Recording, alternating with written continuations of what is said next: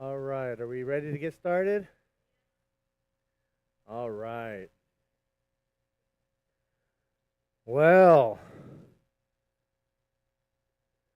church history. This is the last time I'll be teaching on church history. We're into the 19th century, which means it's the what hundreds? 18, that's right. I hear people mistake that all the time. 19th century is 1800s, going into the 20th century. We're not going to get into the 21st century or anything like that in this. Decided we're going to end it pretty. This will be the last time. So next week we have a praise night, and the week after that we're watching a film, uh, Saints and Strangers. It's about church history, um, and but I do not have the rights to show it outside of the church, so no online service that week. So next week there's online service. The week after, no online service. And then we're going to be starting on Genesis chapter 1, starting with Aleph, which is the first letter of the Hebrew alphabet. I'm going to take you through some Hebrew first. Before we get into more actual reading Genesis, we're going to read some Hebrew so that I can use Hebrew to help show some things outside of the English and put you guys off your game, make you uncomfortable. I want to make sure you're uncomfortable. uh, but let's go ahead and start. We're at the last one we're going to talk about. I'm going to talk about foes of the faith. And when I say foes of the faith, there's nothing inherently evil in any of these things that are anti-Bible. It's what we've done with them in many ways, and makes them. But several influential movements have appeared that have threatened people's faith in that, and the church has worked hard to maintain people's faith through these movements.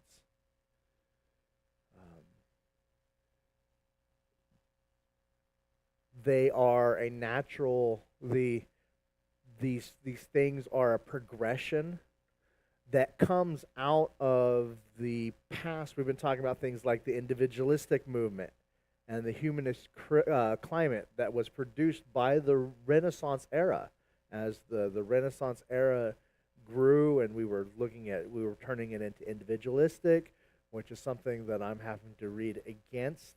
Even in my own theology right now, where I'm trying to read it with more of a corporate mindset, the Bible with more of a corporate mindset, because that's how the ancient Israelites would have read it. And so I'm working through several passages, like, wait, what does that mean in this other statement? And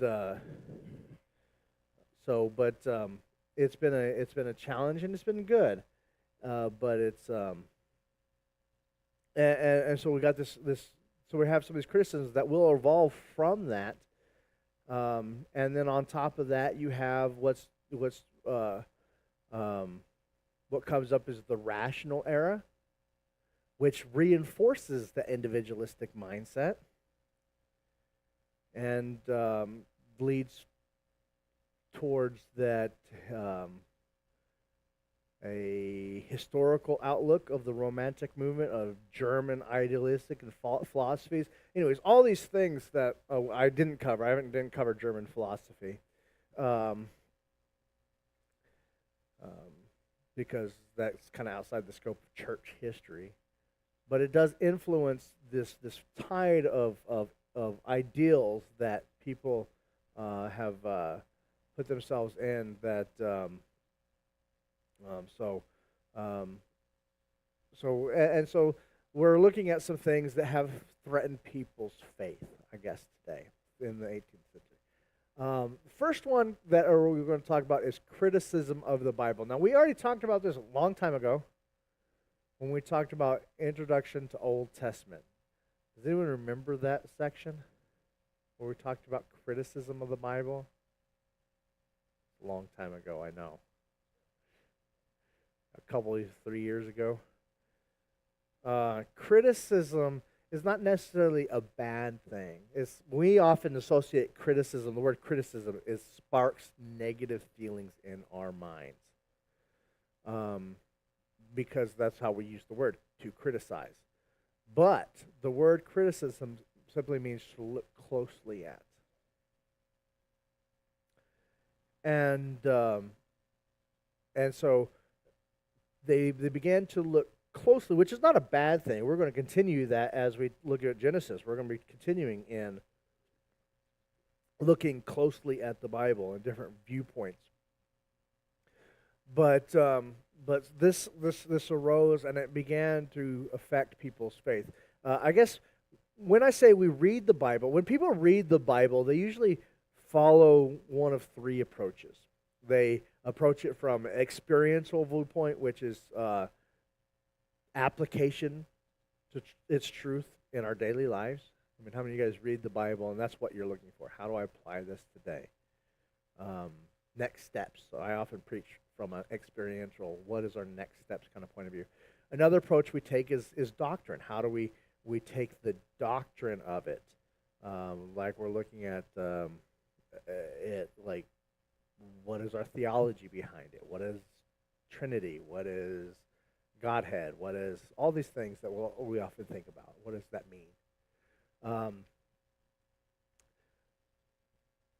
Yet another approach is a historical approach, which kind of lends to the concept the Bible is an ethical guidebook. How do we live ethically?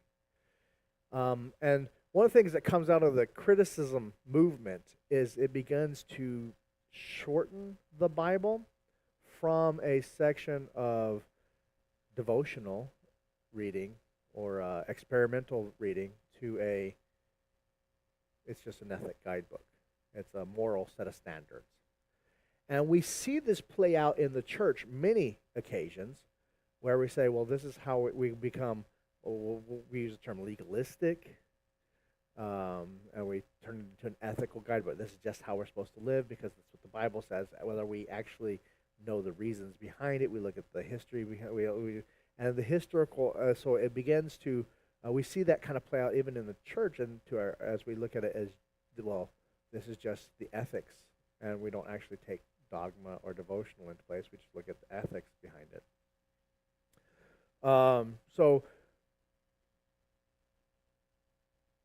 And whence evolution came about, the theory of evolution came about, which we will talk about in its own right here in a minute, it really added to this criticism, this outlook of criticism in the Bible, and changed the way we saw the Bible. People saw the Bible.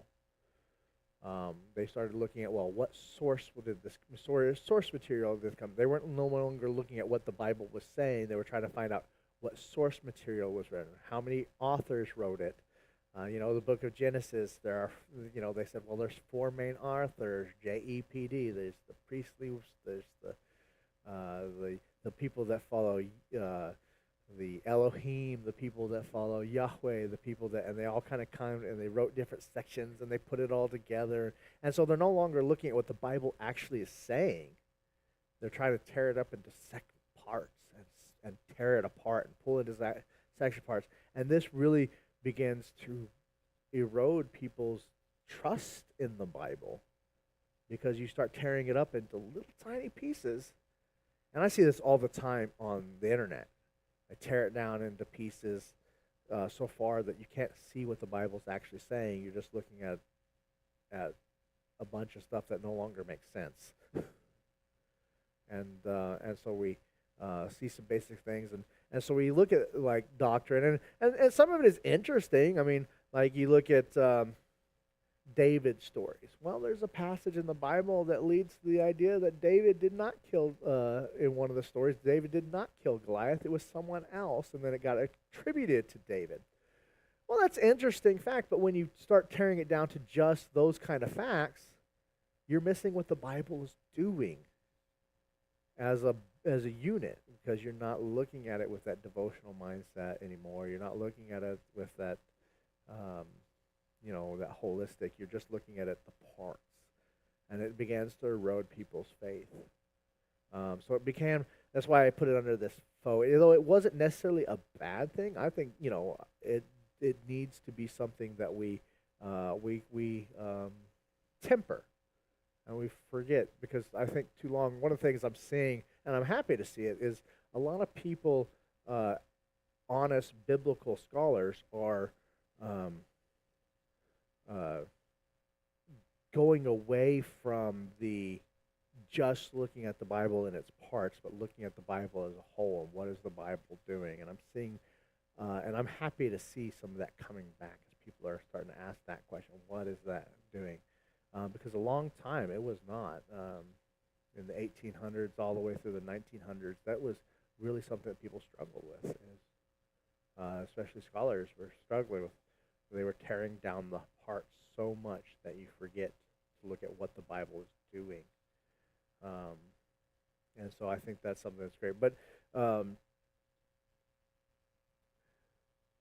uh, yeah, but if you're interested in stuff like this, I recommend reading things like Immanuel Kant, who really set the. He was a philosopher who combined the ideas of Schulzmacher, Hegel, and Ritschl, and created a philosophical background favorable to the critical approach of the Bible. And Immanuel Kant's actually a really interesting read. He's got some good stuff, but he began to argue the critique of pure reason. He said that man cannot know God or the soul, both of which he classes the data. He uses the word nomuna, numina. I probably mispronounced that. Um, by sense of reason, and so he begins to look at these things and argue the mysteries, and began to um, um, and began to ask the questions. He said there's no place for history in God's revelation, and there, of course, led to pushback on that, and started the call for a historical, like, who's the historical Jesus? It just began the quest, like the historical. At one point, the quest for Jesus. If you there's a book. Who wrote that book, The Quest for Jesus?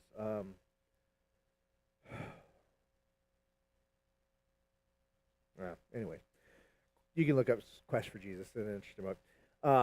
What these a group of people, scholars, got together at one time. They all voted to say what they thought was really Jesus' works and what wasn't Jesus, and started cherry picking out what they thought was really historical and what was mythological and what they thought was, uh, and so they started like trying to narrow down what does the real Jesus look like, the historical Jesus, and because they can't obviously trust the Bible, even though we got more evidence that it's real than a lot of the other historical books we have. Um, but and so it began to, um, and so they began to look at, and so they took out lots of things. They said, well, that's not really, that was a myth. That's a myth, and you still see these things, like you watch TikTok videos, you still see the results of that come in a lot of people's theology even today, and scholars works that come out of that time period. What is Jesus? And they began to look at it. My problem with that kind of thinking is that once you start cherry picking, you can make Jesus into whoever you want it to do. Bride has an interesting song. I know you guys don't listen to Bride, but that's cool. I can forgive you. Um, they have a song came out in the 90s that was called Psychedelic Super Jesus. And it talks about how you can make Jesus into whatever you want if you start cherry picking the Jesus out, but other kind of criticisms come up, not just historical criticisms, but also things like textual criticism, which looked at it like a literary agent, like how are they use the prose and the poetry, what is the who wrote these section, what kind of author wrote this section, tearing apart the what does this really mean? All this textual criticism, which can be good, but it began to erode people's faith because they were it was calling into question things like doctrine and ethics, and just saying, well, it's just a regular book, and let's tear it apart like we would any other book, English book, or any other book, and look at the format of this one. And I like looking at some of the textual criticism. Look at the chiasm of this passage and and whatnot. But it began when you take when people began just to take textual criticism into account, and it began to hurt things. I'm skipping a lot of names and stuff like that because you really don't need to know all that.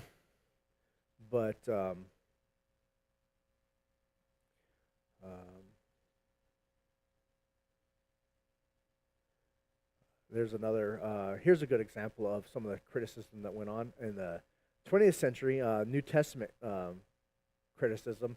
They focused on the approaches of the Gospels, which I think is good. It's good to look at the different Gospels and say what's the approach of the Gospels. I mean, that's a good thing, right? Matthew is writing to a Jewish audience. He's focused on Jesus, the Messiah, because he's trying to win over a Jewish doctrine. He's Mark is always immediately everything happens, but it's written more like a drama, a play, and Luke is more of the historical one, and then we have Jesus. But they began to look and say, well, Mark wrote the earliest, is the shortest one, so we think it's the first one. Luke had other sources, and they began to say, well, what about another source like Q source? We call it Q because we don't know what it is. We think it might be the source that that he may or may not have used, and they began to look at these criticisms and began to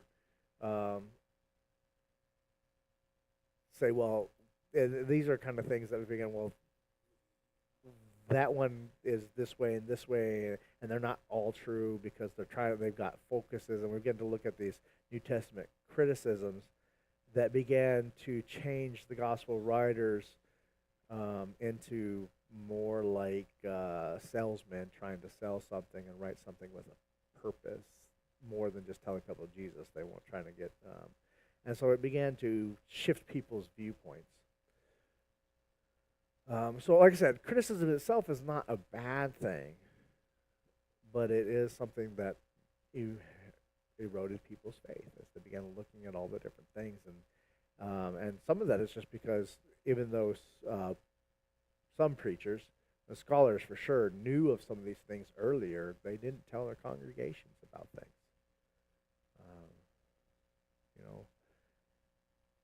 Preachers have a tendency, myself included, have a tendency to not pass on difficult things, especially in the pulpit, because it's not the place for it. Well, I have my classrooms for that. We do Tuesday nights for more difficult stuff. But if you're just coming to Sunday morning, then you're not getting a lot of the more difficult things of the passage. And the Bible has lots of difficult things to understand. The more you read it, the more you know there are stuff that's hard to understand in it. And there's tensions and seemingly contradictions, and so pastors tend not to cover that on Sunday morning. It's not the place for it. I know I don't have time to talk about certain issues on Sunday morning, and I'm not going to. But so that means look around the room. How many of you guys are here on Tuesday night? And that's pretty typical for a midweek across the United States right now. Sunday mornings when everyone comes. But I don't have time to cover. I'm not going to cover certain issues during that time period. And so when people hear these things, these criticisms, then they're caught unaware because it's someone else telling about it. Like I heard a video today that was telling me Jesus met Hail Zeus in Greek, which is not true at all. That's not even close how that works.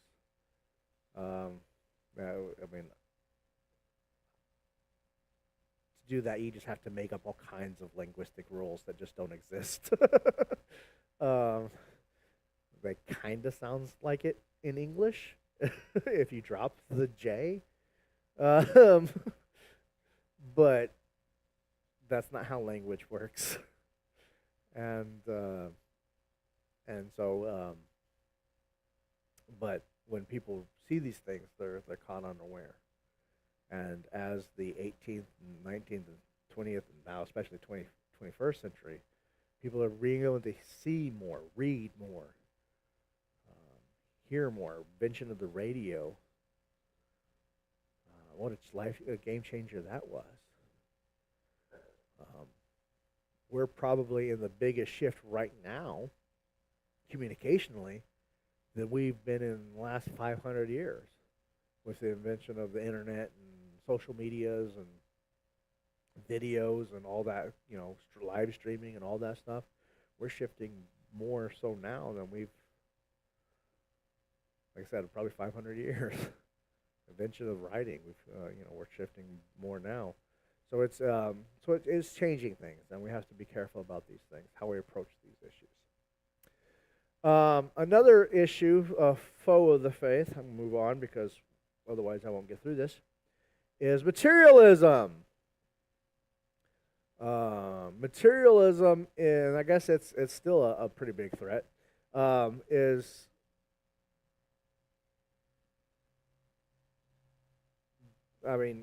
it places a higher, at some point in the beginning, I guess, we could say go back to the 1700s, but it began to emphasize the material standard of living.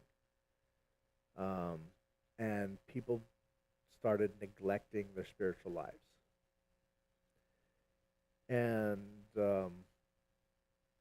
the abundance of good became of goods, of things, became the utmost thing to look for. And that has just continued.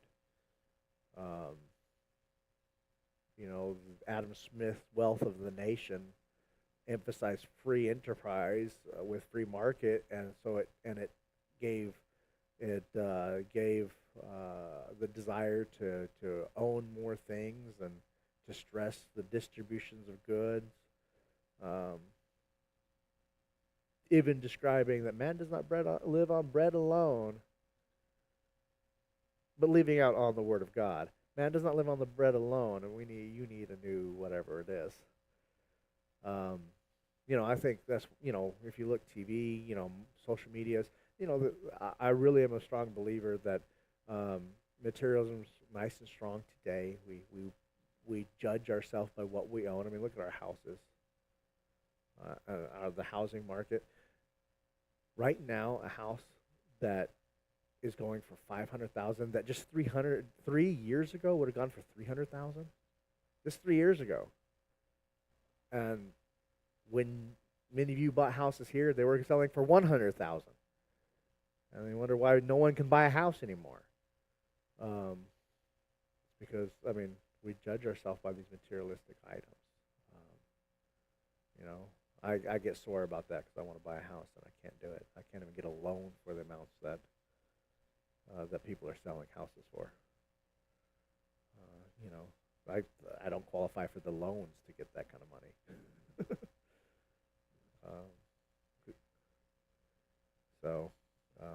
Yeah. But materialism is nice and strong today. How many of you guys have Facebook? Right? I know you guys are Facebook users. How many of one of the reasons many of the younger generations have gotten off Facebook is because it's just commercials anymore for things you need to buy.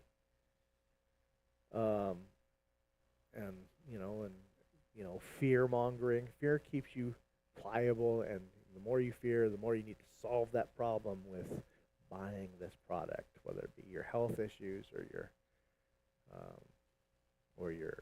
financial issues or whatever else.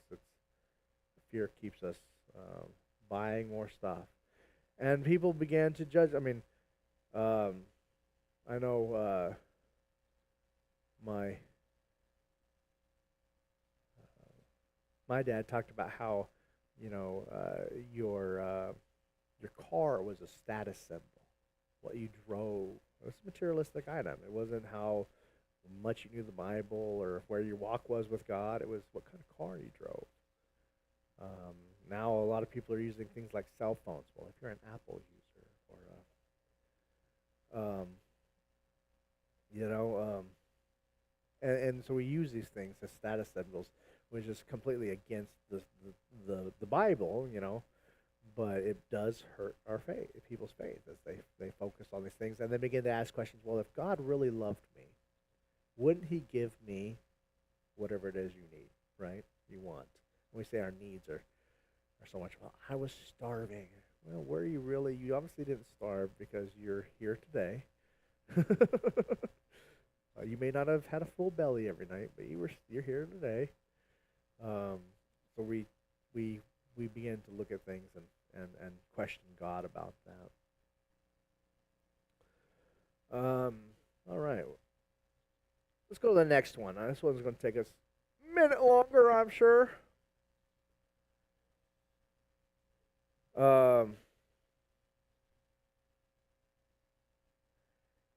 Charles Darwin. How many has read his book, Origin of Species? Any readers in here that's read Origin of Species? I've read it. Mr. Patrick's read it. This book came out in the 1800s, and it changed the way people began to look at the world.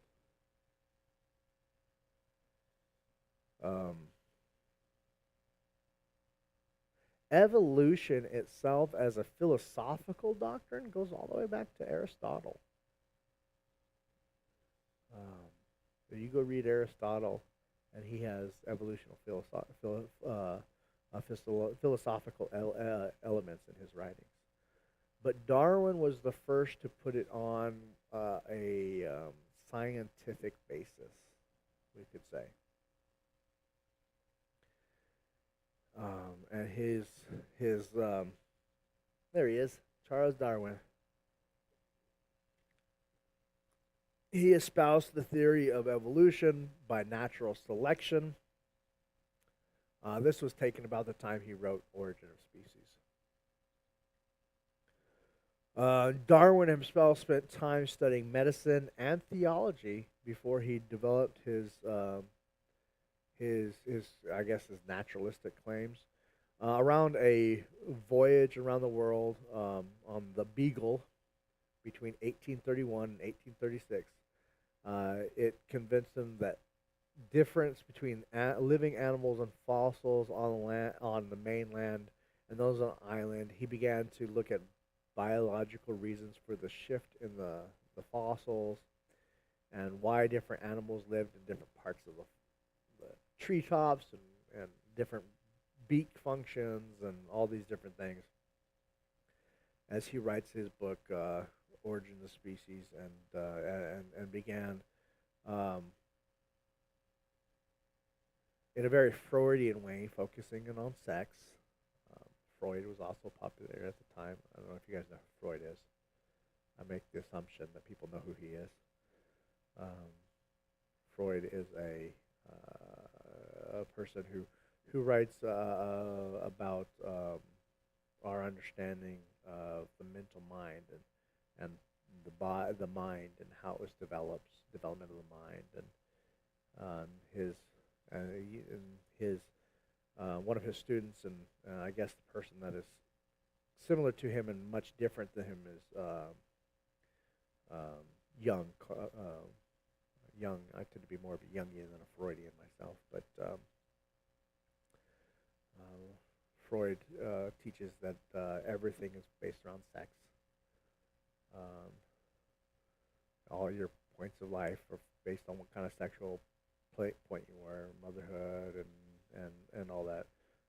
But in this kind of mindset, Darwin wrote about the survival of the fittest and the sexual translation of certain genes the ultimate creatures and how we've evolved into different things. Um, and the use um, I guess the theory of evolution um,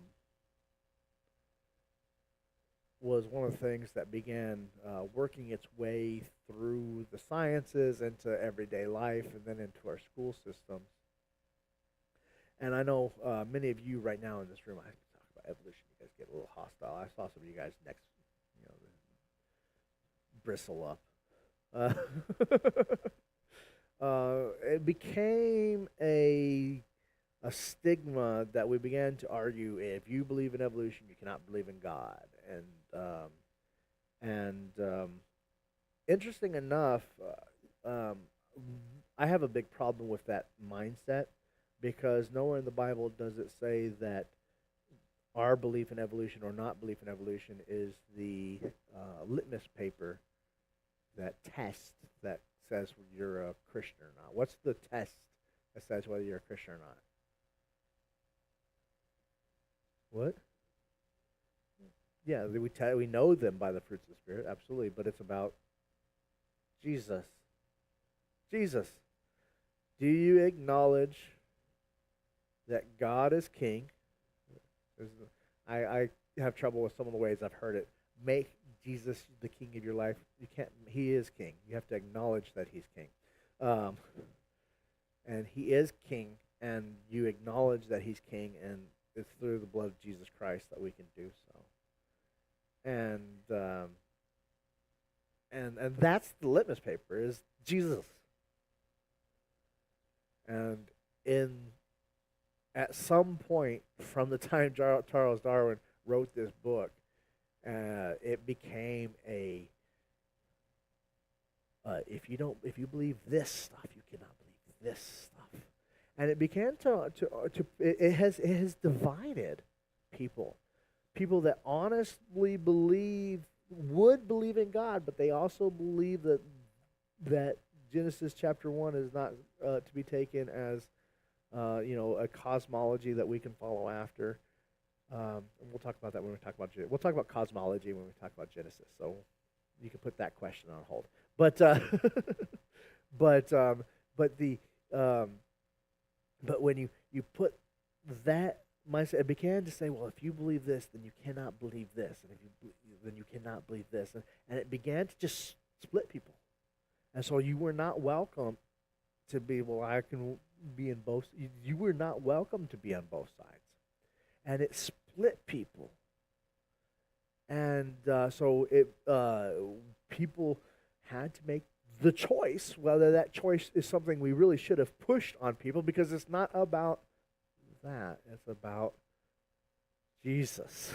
That's the litmus paper. That's what the Bible tells us is the litmus paper. Jesus. But it began to be this split, and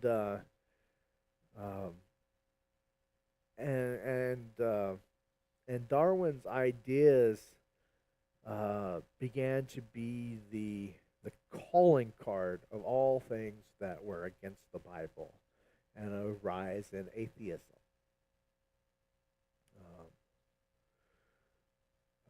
Because they were against the Bible, they were against God, so they were atheist, anti-God, believe in no God. And it began to, and there's arguments for, I've read lots of Christian arguments against evolution. Personally, I don't hold to the evolution theory as written out, but that's neither here nor there. That's not the litmus paper. I'm going to shock some of you guys right here, and I'm also not a young earther either. I know I could get fired over that, but I think when we take it in those viewpoints, we're actually missing the point of Genesis. We'll talk about that when we get to Genesis. But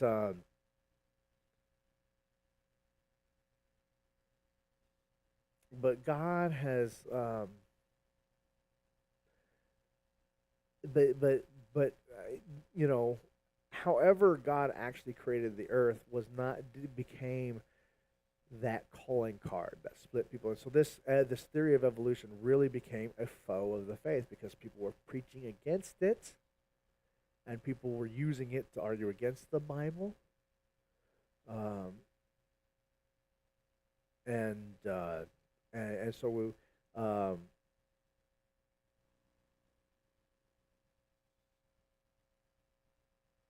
I don't know, biblical eschatology, how the world would be in perfect unity in the end, was replaced by what are we going to evolve into next. Um, there became no need for original. There was because of the theory of evolution took away the idea of an Adam and Eve, which it doesn't have to actually, but that's neither here nor there. But it did in many of their mindsets. So it became, well, then there's no original sin, therefore there's no need for a savior. Um, and So it just became what we call a foe of the faith that has really stood today. I see it all the time. People struggle with this idea. And um,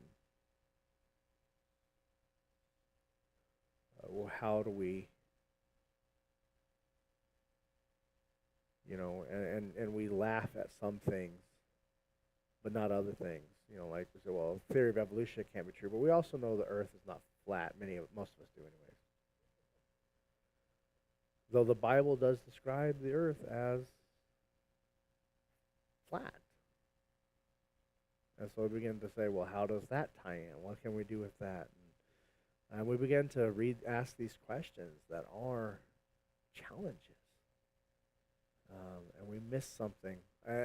My problem with the theory of evolution and the way we have addressed it is we've missed something. We've taken away from the Bible by turning it into a science book,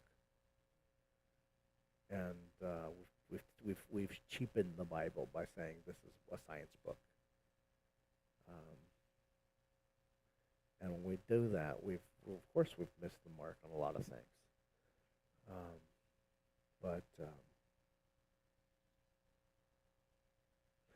But anyways, so it became a big issue. What was that movie that was all about how evolution got into the schools? What? Inherit the Wind? That might be it. I don't know. Yeah.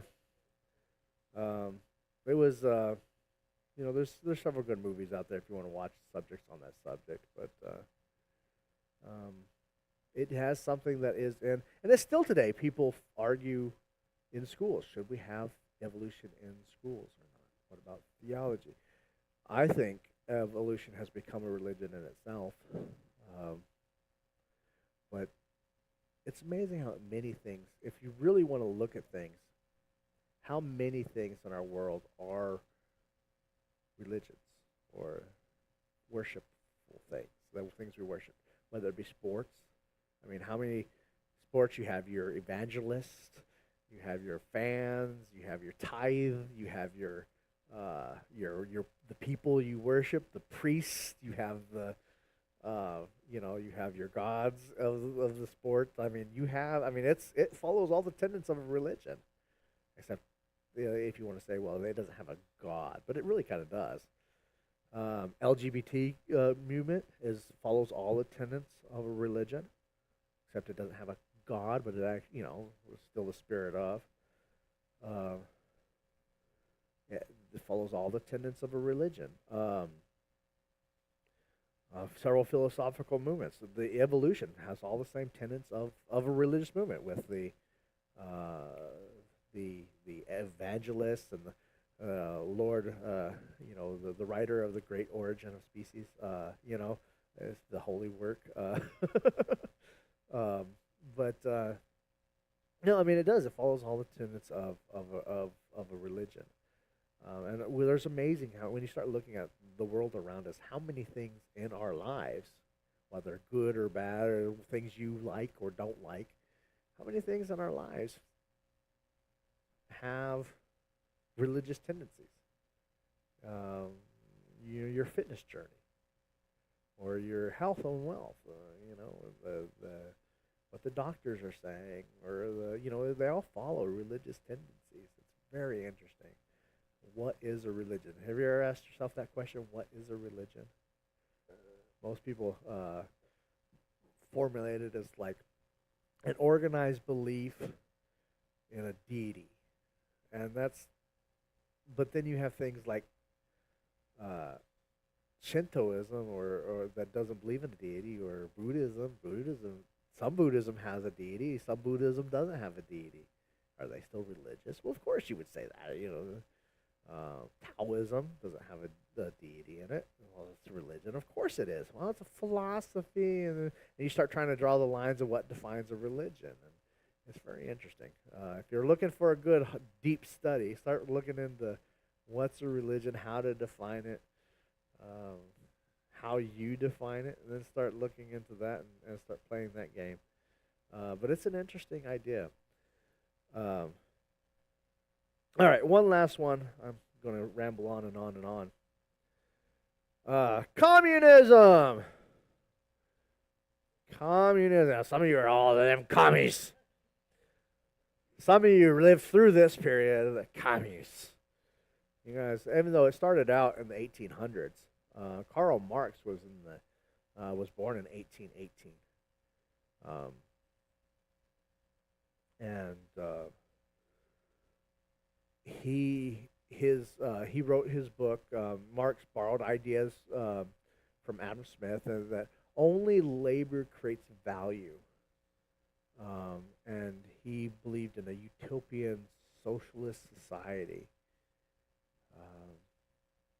And he wrote in 1848 the Communist Manifesto. Any readers? I have. All right, me and Gary.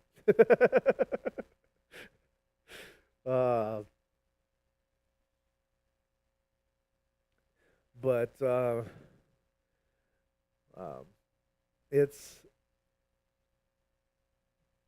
it's about the it takes the idea of class struggles, because they argue the capitalists take and they have extreme profits, and they need to spread that out amongst, and the laborers need to seize power, and it did lead to the communist revolution in Russia. The idea, and they even use the Bible. Man does not live on bread alone. It's funny how that verse keeps coming up in these things. But, they just leave out the rest of the passages around it. But they do. They ignore human sin, and communism became the idea that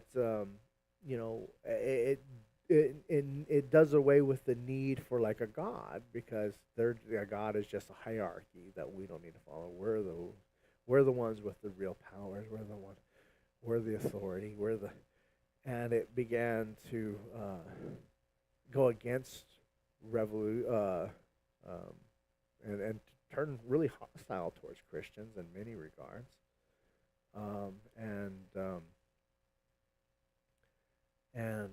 Even though Christian religion is not dependent on any particular political or economic system, communists found it difficult to come to terms with the idea of a church that worshipped at a hierarchical structure, God at the head, because they were all equal, and no need to worship something, and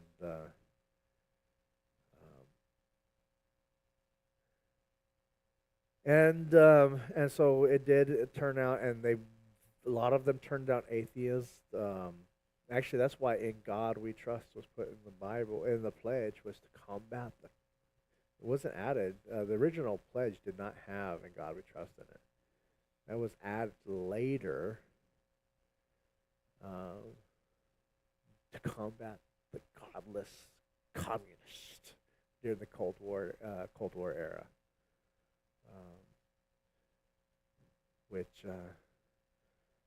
some of you remember, some of you not so much. But and then Christian socialism does develop in England and Scandinavia, which follows a milder form of socialism and calls for more corporate for schools and laborers and whatnot. But the communist era, I guess the communist era, I say it was a foe of the faith because it does turn many people off. Jesus, encourages things like pay your taxes, right? They don't believe in original sin because, the laborers do no wrong. They were just. But here in the United States, the the call of the communist atheist actually turned a lot of people to the Bible. Unfortunately, I think that led to a lot of. I have a problems when a lot of people flood into Christianity, not because I'm all for Jesus saving souls, but what we see often when we have these mass people flood into Christianity. For example, what was that movie that just came out? The Jesus Revolution. That time period. I have yet to see it. I've read articles and books on the subject, but never seen the movie. But you have people coming to the faith and then begin preaching, but they have no training. When a lot of people come flooding in, they don't have the training necessary to stay away from theological errors. And I have problems with that. So we actually saw that. We see that one of the things that we do see when the communist movement start funding, they were all godless. We're going to turn to God. Well, you see people rising up that are good at rhetoric. What's rhetoric? That's right. Speaking, talking.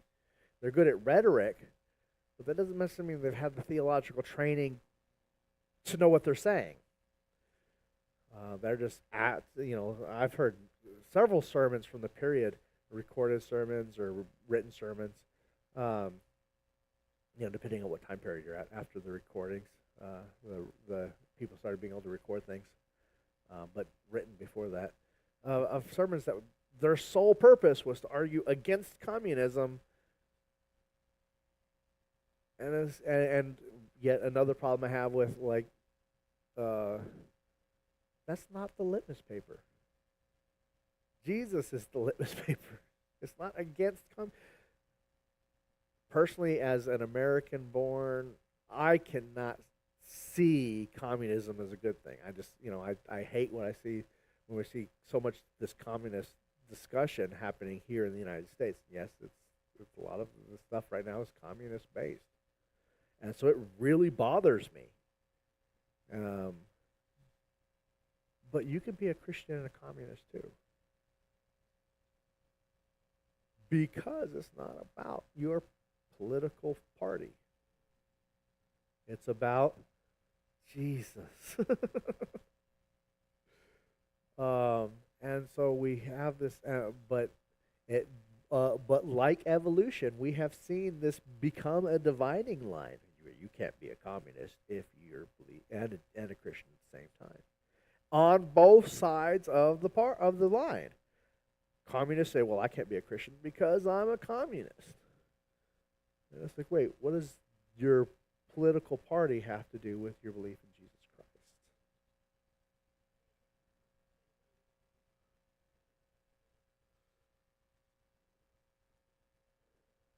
You're right. There are issues that could go up against God's law, but for the most part, that's not what those are actually relatively small in issues. You know what I'm. Like one issue, like okay, so abortion is a big issue. However, even that, I 100% don't agree with abortion, but I know God-fearing Christians who are okay with people giving them the choice because they don't like forcing the law of the land to enforce their religious ideas. Well, that's absolutely true for Christians. But not everyone in the United States is a Christian. Should we enforce, like Sunday laws? You guys remember the laws? Some of you guys remember. I was still in Kentucky when they still had some of these laws floating around. On Sunday, you could not go to drink alcohol. You could not go to a restaurant. You could not. There was all kinds of rules that were. Yeah, you couldn't go out and play. Yeah, exactly. It was based on the idea of the Sabbath, Sunday being the Sabbath, and we were forcing our religious beliefs on everyone else, which was fine, I suppose, when majority of the people, and I say majority, when 90% of the people were Christian. Now it's only about 63%. And I don't want to talk about how many of those people are actually, really believers. We don't want to talk about that. The idea that we force politically our religious viewpoints does have some merits. Can we really do that? And we see that argument taking place. But so with communism, the idea of, yes, some communists believe in abortion, but not all communists believe in abortion. Some communists believe in, some socialist, that comes out of the communist movement.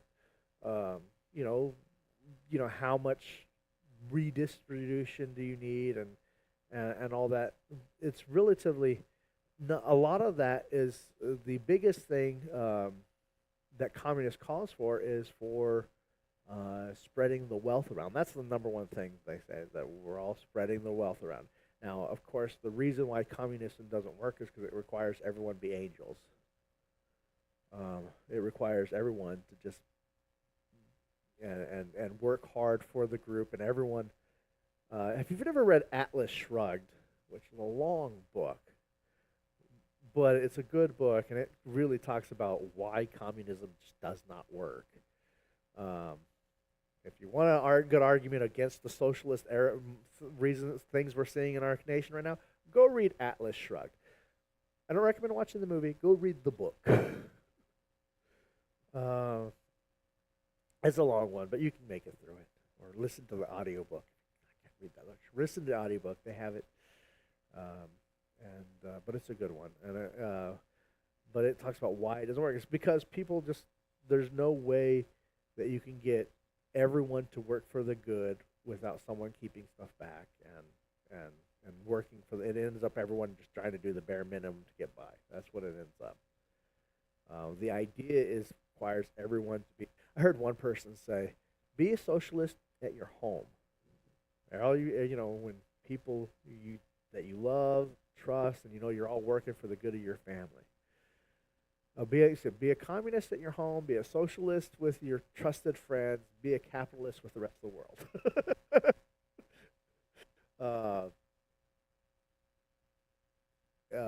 Which is an interesting idea. But none of that has to do with Christ. I know people use the Bible people have used the Bible to argue for and against evolution. People have used the Bible to argue for and against communism. People have used the Bible to argue for and against materialism. But none of that is Jesus. Too often right now, and of course I see this in our own nation right now, both sides of we're a two-party system here in the United States, which George Washington said would kill us. Our two-party system here in the United States, for using the scriptures to try to make their point, neither of us has anything to do with Jesus.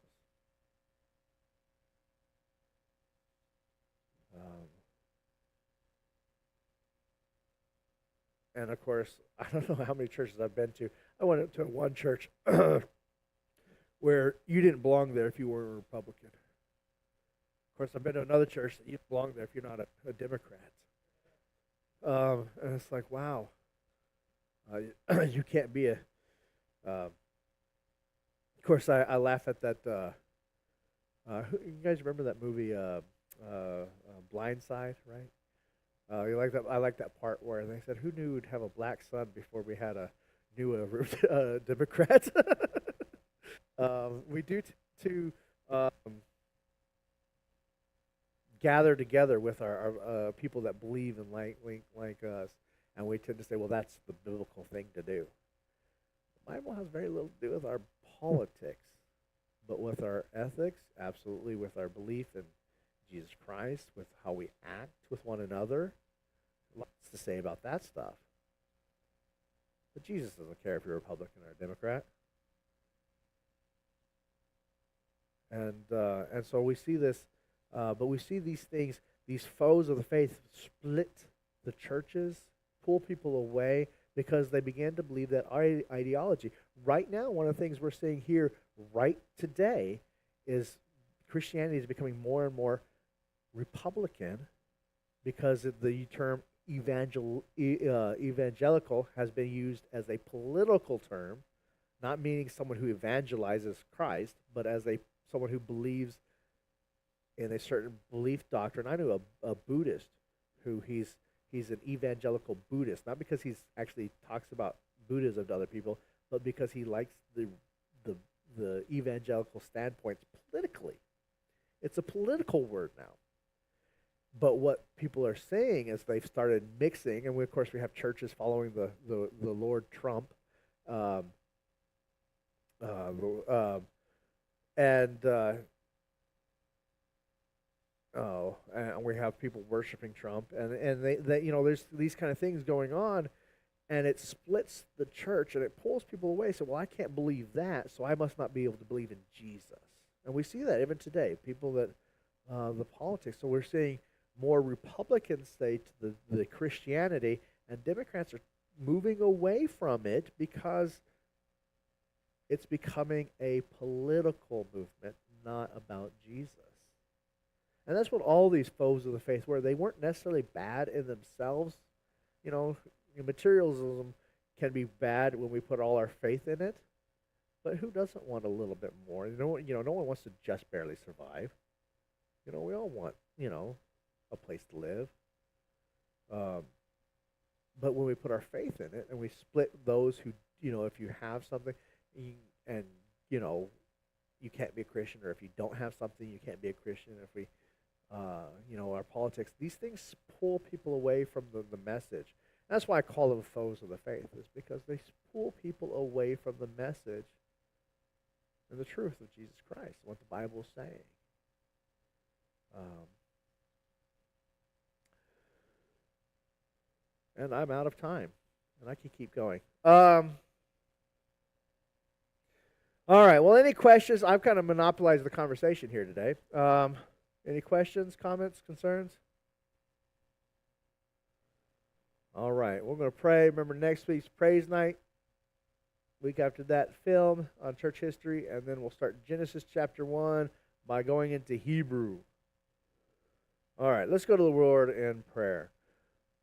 Father God, we praise you today, Lord. We thank you for the wonderful blessings you've given us, Lord. We thank you for all that you've done for us. We pray that you just lift us up into your house and your home and just see us through. Help us to draw closer to you, and remember that no matter what's going on around us, that we need to focus in on you. What our political parties, what our stance on different issues, we just want to be focused in on you and let that dictate the rest of our lives. Lord, we don't want to be pulled apart by people calling us, saying we can't be together in you if you don't have the same standpoints religiously, politically, or scientifically, or we just want to focus in on you, Lord, and just say, hey, we want to follow you.